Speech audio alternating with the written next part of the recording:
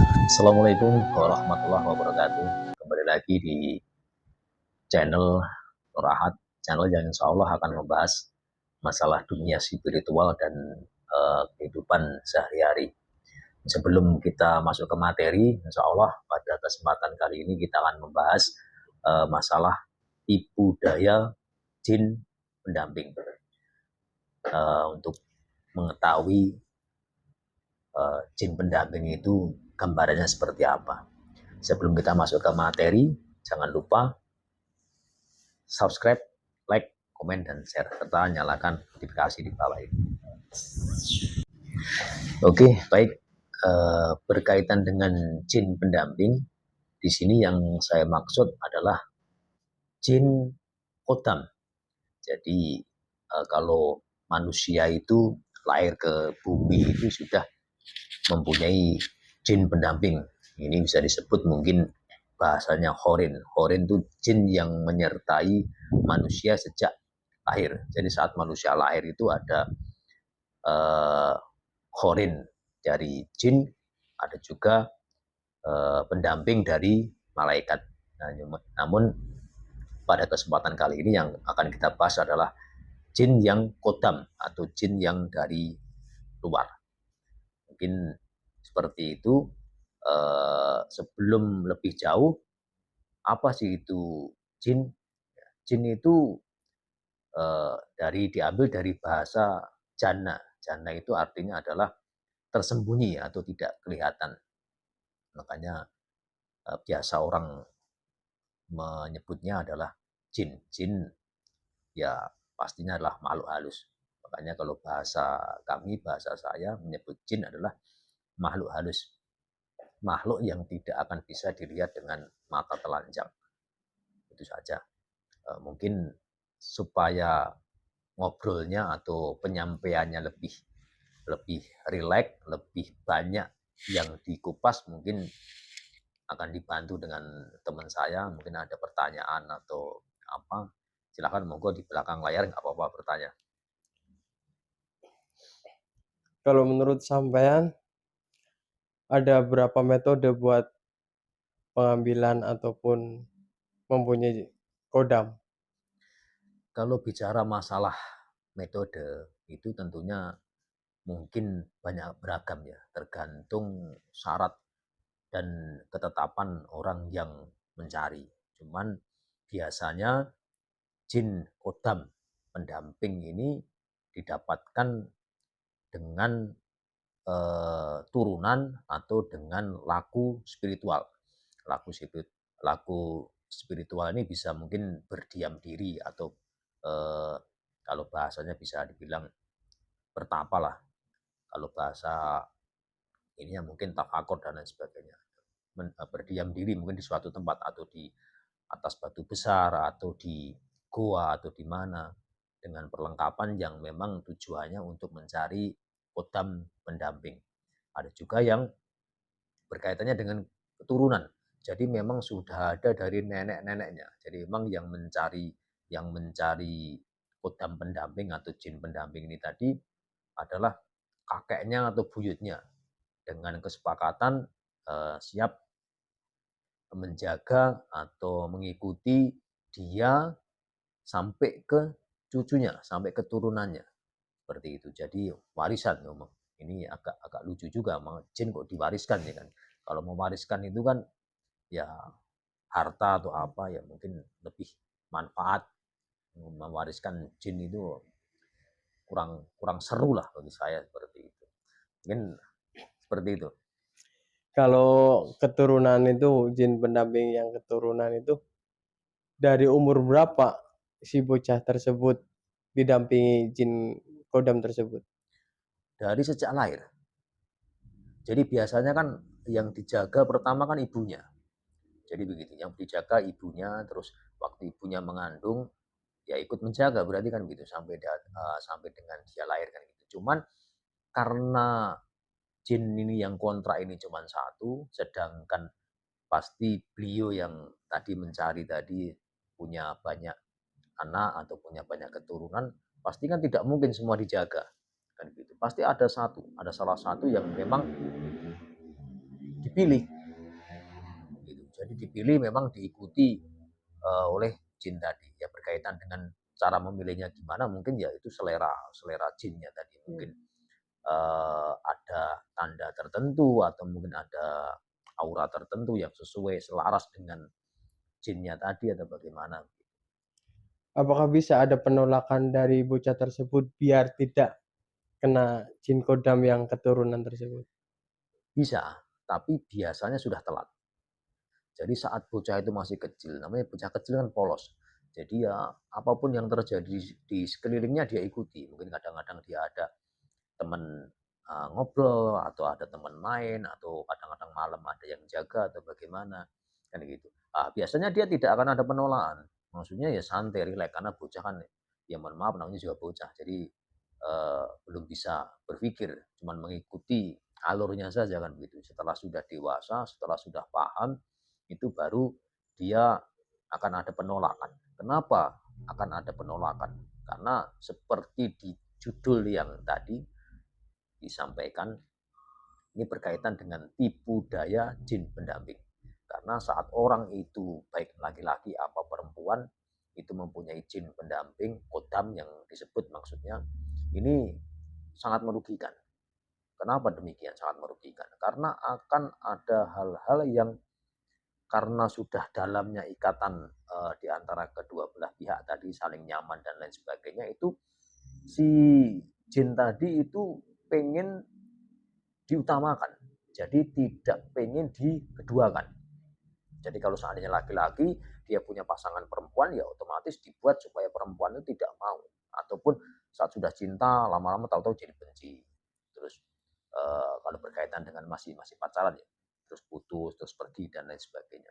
Dan begitu juga dengan sebaliknya. Jadi kalau dibahasakan mungkin susah jodohnya lah begitu. Cuman tetap ya kalau masalah jodoh itu kan rahasia Allah ya. Cuman kadang-kadang ada campur tangan makhluk yang seperti itu, yang menutup tabir, menutup aura seperti itu. Berarti orang yang punya kodam ataupun jin pendamping itu susah buat bergaul sama masyarakat ataupun tetangga ataupun apa. Ya kalau bergaul biasa.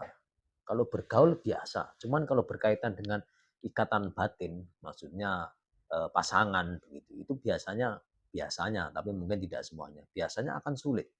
Kalau cuman bergaul di masyarakat, bersosial seperti itu, mungkin ya kerja bakti apa lain sebagainya, komunikasi dengan teman-temannya apa itu mungkin relatif biasa.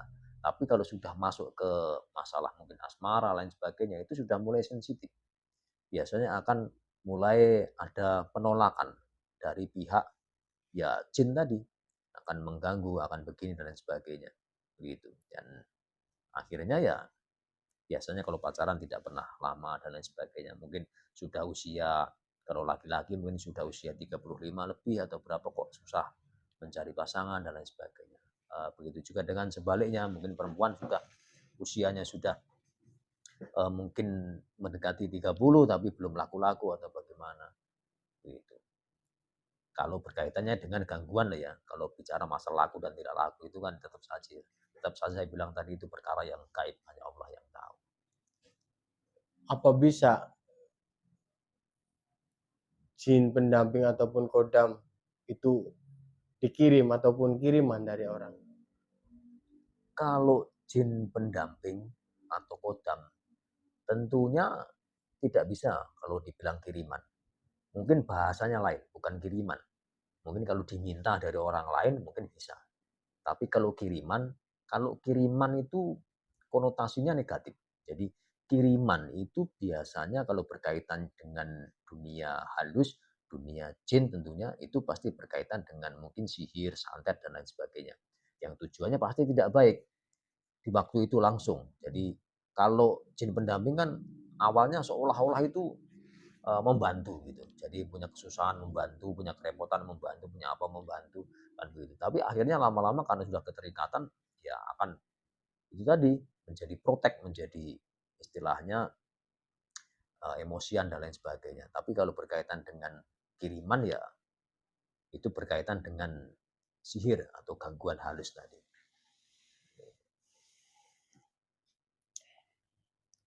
Perbedaan orang yang punya kodam sama orang biasa itu gimana, Mas? Jadi kalau bicara masalah perbedaan orang yang punya kodam atau orang biasa, itu relatif berbeda-beda ya. Cuman biasanya orang yang punya kodam itu lebih banyak suka menyendiri. Kan begitu. Jadi kurang bersosialisasi, lebih sering banyak suka menyendiri. Jadi lebih banyak menyendiri, lebih asik dengan kesendiriannya. Seperti itu. Karena di saat dia menyendiri, dia akan merasakan kenyamanan yang berbeda.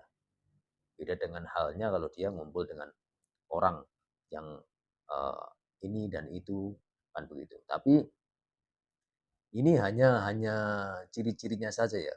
Bukan berarti orang yang suka menyendiri itu pasti punya jin pendamping kan Hmm. begitu.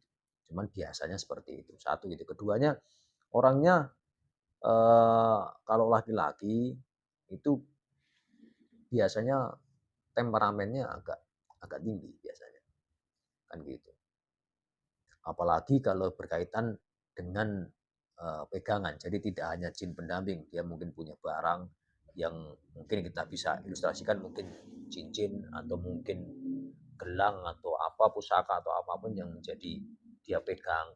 Dia pegang, dia yakini mempunyai kekuatan bisa melindungi dia dari mungkin dari dukun atau apa. Nah itu mulai masalah karena dengan itu nanti akan masuk ke uh, urat nadinya dia akan masuk ke aliran darah dia itu menjadikan dia itu yaitu temperamen. Jadi dikit-dikit marah, dikit-dikit pengennya menyelesaikan dengan kekerasan. Kan gitu. Karena memang darahnya panas. Ya, Hmm. begitu. Yang sampean ketahui tentang jin pendamping ataupun kodam yang paling sakti itu yang seperti apa? Uh, Kodam pendamping atau jin itu yang paling sakti. Kalau kita bicara masalah paling sakti yang seperti apa, itu ukurannya ilmu ya. Ya ilmu, Jadi oh, ilmunya.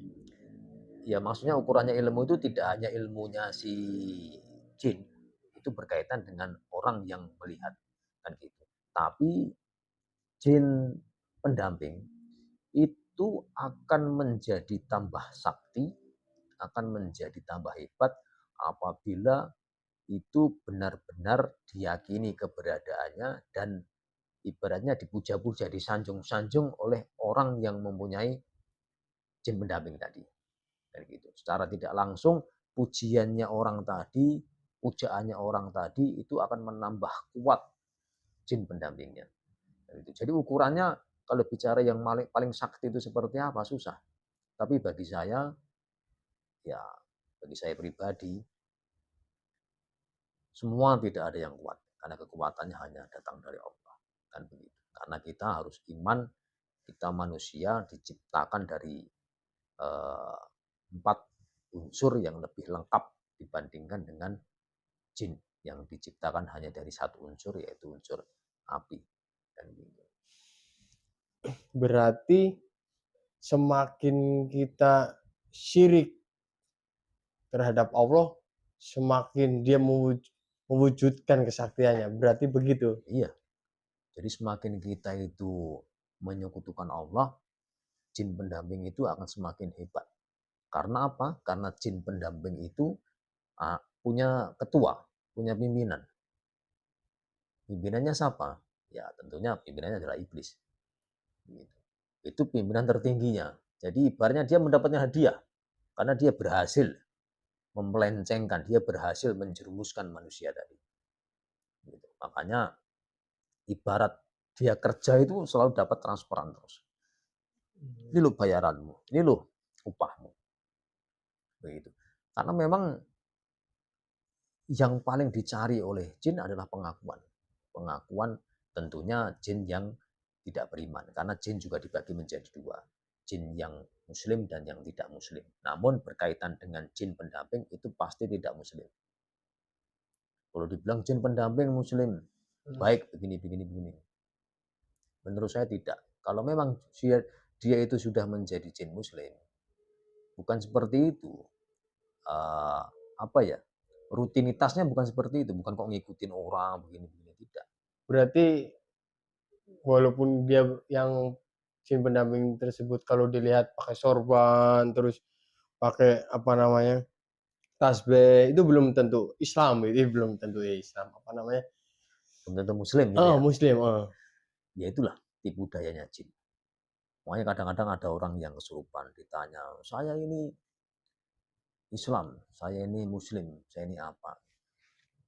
Kalaupun dilihat orang yang mungkin ngerti, "Oh iya, pakai sorban, pakai apa?" Ya belum tentu, jaminannya apa kalau dia Muslim, kan begitu. Cuman satu hal yang mungkin itu menjadi suatu kepastian, kalau ada orang yang kesurupan atau apa, dia ngaku Muslim, suruh saja baca 2 kalimat syahadat, ya kan. Syahadat tauhid dan syahadat rasul.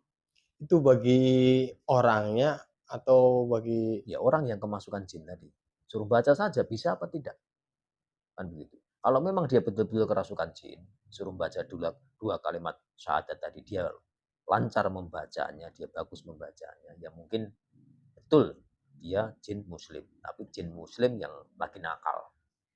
Karena begitu sama saja orang, wah kamu apa Islam ya, kadang-kadang Islam tapi Islam tidak sholat, kan mmm, begitu ya. Islam KTP ya kan. Contohnya begitu, wah kamu apa?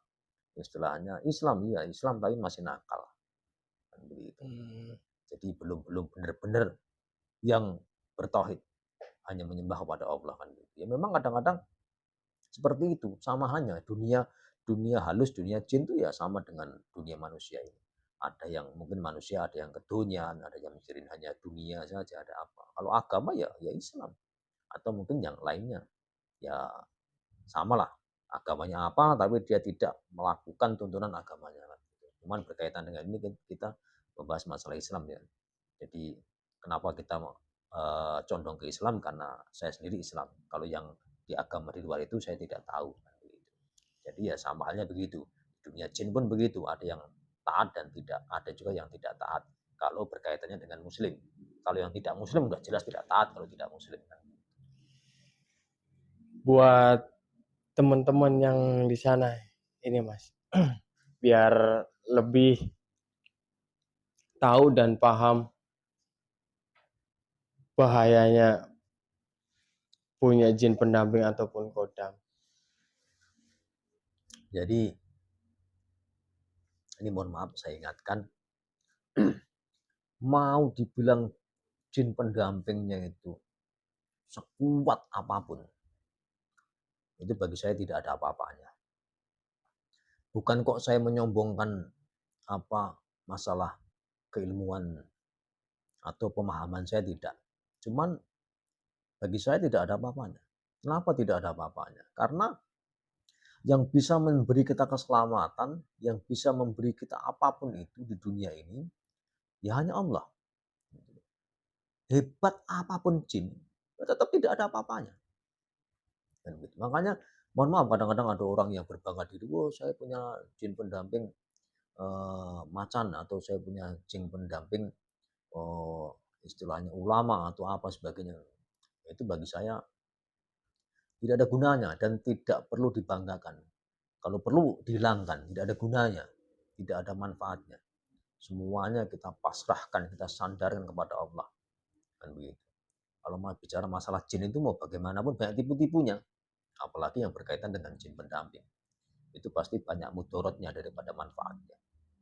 Jadi jangan pernah berbangga diri kalau punya jin pendamping sakti atau kuat atau istilahnya bangga.